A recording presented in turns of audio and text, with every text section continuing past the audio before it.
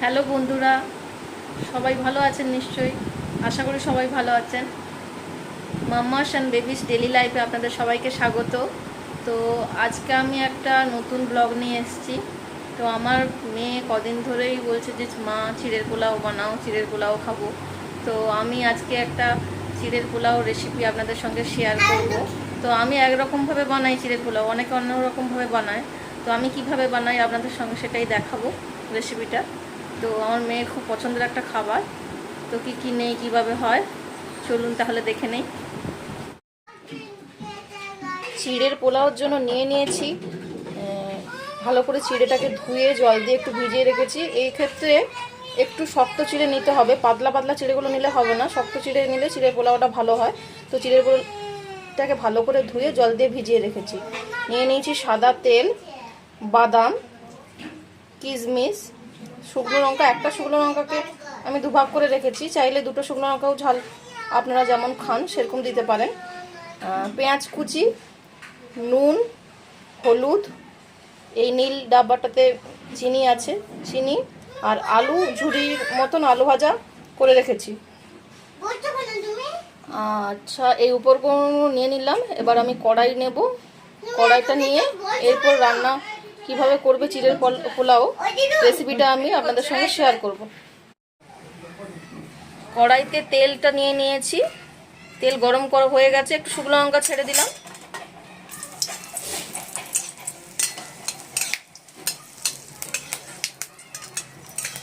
এরপর আলু ছেড়ে দিলাম,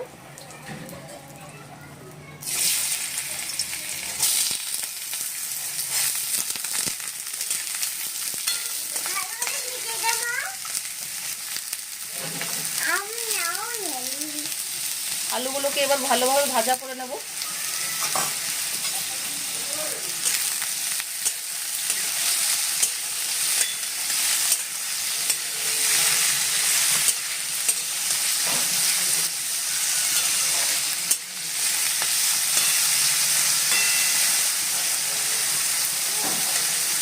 আলুর মধ্যে একটু নুন আর হলুদ দিয়ে দেব অল্প অল্প করে।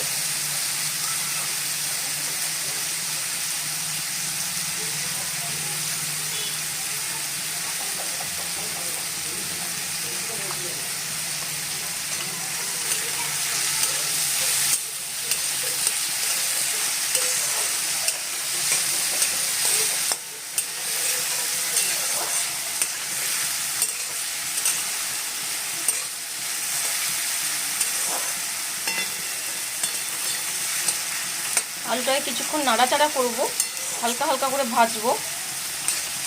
তারপরে আমি পেঁয়াজটা নাড়াচাড়া করে পেঁয়াজটাকে ছেড়ে দেবো।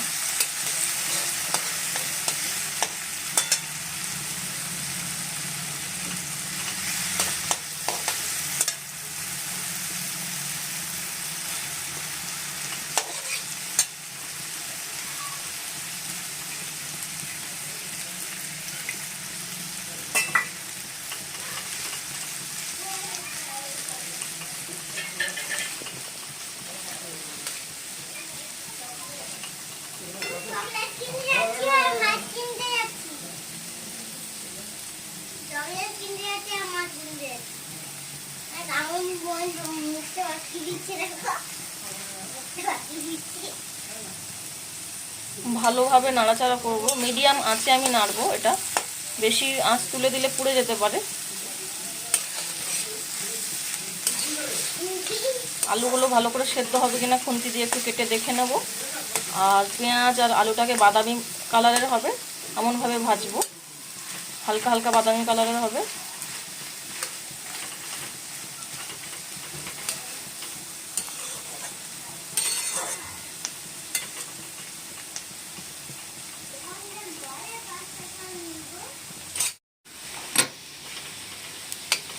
আলুগুলো প্রায় বাদামি বাদামি হয়ে ভাজা হয়ে এসছে। আলুটা একটা সেদ্ধ হয়েছে কিনা একটা টিপে দেখে নেব।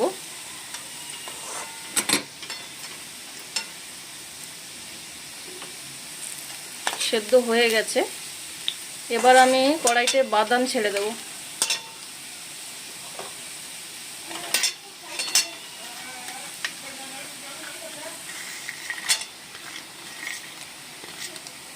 বাদামগুলো ছেড়ে দিলাম, ছেড়ে দিয়ে বাদামটা এবার নাড়াচাড়া করব, আলু আর বাদাম।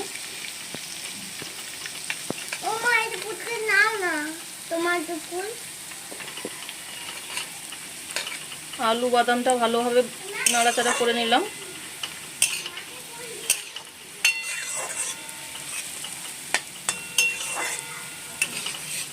এরপর আমি কিশমিশ ছেড়ে দেবো।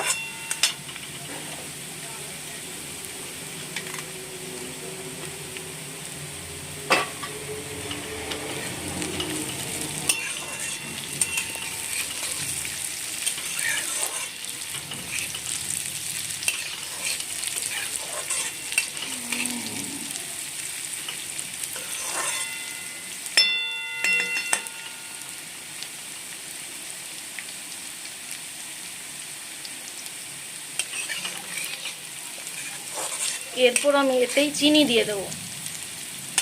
চিনিটা এখনই দিয়ে দেবো, তার কারণ তেলের মধ্যে চিনিটা দিলে চিনিটা একটু তাড়াতাড়ি গলেও যাবে, আর আলু কিশমিশ বাদাম সবার মধ্যে চিনিটা একটু সমপরিমাণভাবে ঢুকে যাবে।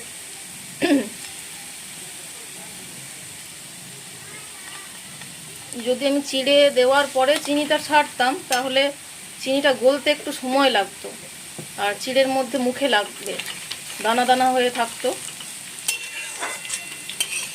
তাই আগেই চিনিটা আমি ছেড়ে দিলাম, দিয়ে ভালো করে আমি নাড়াচাড়া করে নিচ্ছি।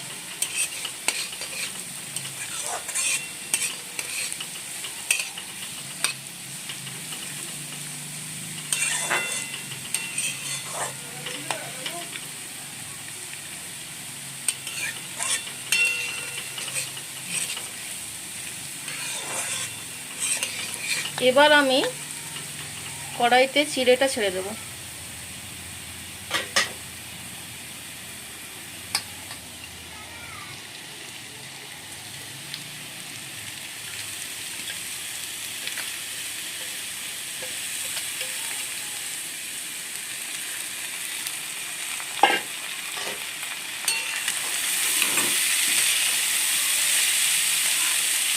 নাড়াচাড়া করে নিচ্ছি।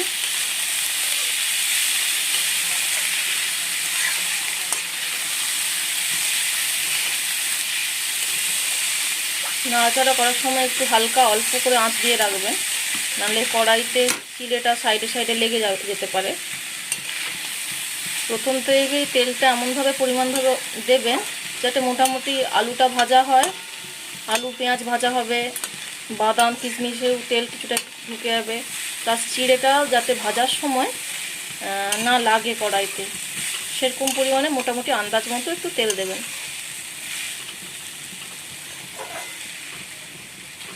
এখন ভালো করে কড়াইতে আমি নেড়ে নেবো চিড়েটা ভাজা ভাজা করে।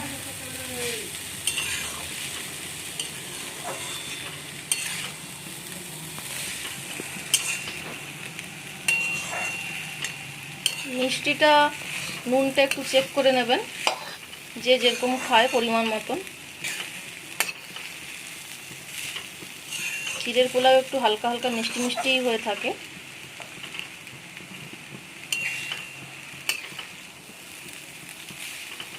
এখানে মনে হচ্ছে চিনিটা আরেকটু লাগবে, আমি চিনিটা একটু অল্পই দিয়েছিলাম।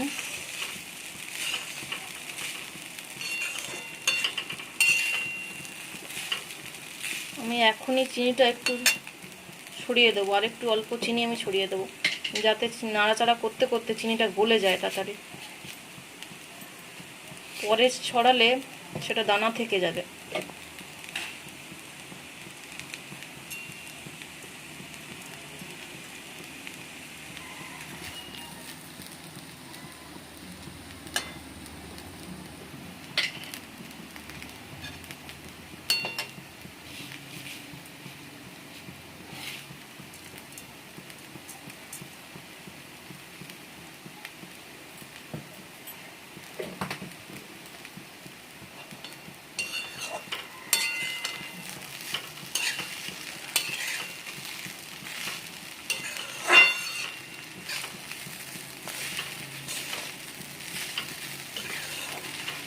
চিড়ের পোলাও করার জন্য আমার এই উপকরণগুলো ঘরেই মোটামুটি ছিল। আলু পেঁয়াজ তো সবসময় থাকেই, তারপরে সাদা তেলও ছিল, চিড়েও ছিল ঘরে, বাদাম কিশমিশ সব কিছুই ছিল মোটামুটি, বাড়তি জিনিস কিছু আর আনতে হয়নি। ঘরে যা আছে তাই দিয়ে চিড়ের পোলাও বানিয়ে দিলাম।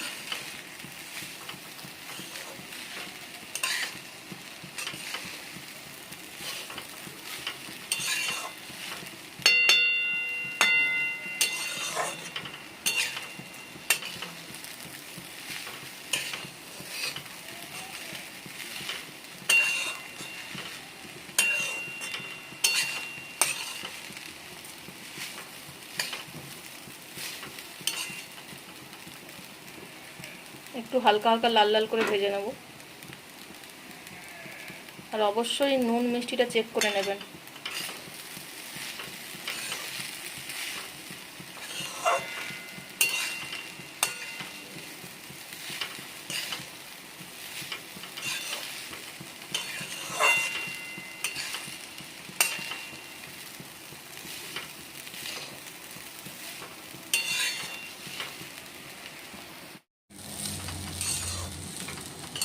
লাল লাল করে ভাজা হয়ে গেছে আমার, এবার আমি গ্যাসটা বন্ধ করে দেবো।